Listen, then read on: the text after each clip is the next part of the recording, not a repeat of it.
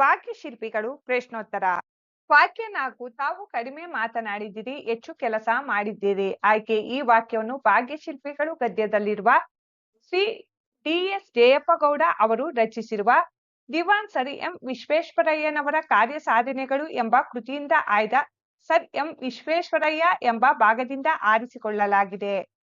ಸಂದರ್ಭ: sir M Visvesvaraya ಅವರ ಜನ್ಮ ಶತಮಾನೋತ್ಸವ ಸಮಾರಂಭ ಬೆಂಗಳೂರಿನಲ್ಲಿ ಜರುಗಿತು. ಆಗ ಅಂದಿನ ಪ್ರಧಾನಿಗಳಾಗಿದ್ದ ಜವಾಹರಲಾಲ್ ನೆಹರು ಅವರು ಸರ್ ಎಂ ವಿ ಅವರ ಬಗ್ಗೆ ಮಾತನಾಡುತ್ತಾ ಈ ಮಾತನ್ನು ಹೇಳಿದರು: ದುರದೃಷ್ಟವಶಾತ್ ಭಾರತೀಯರಾದ ನಾವು ಹೆಚ್ಚು ಮಾತನಾಡುವವರು ಮತ್ತು ನುಡಿದಂತೆ ನಡೆಯಲಾರದವರೆಂಬ ದೂಷಣೆಗೆ ಒಳಗಾಗಿದ್ದೇವೆ.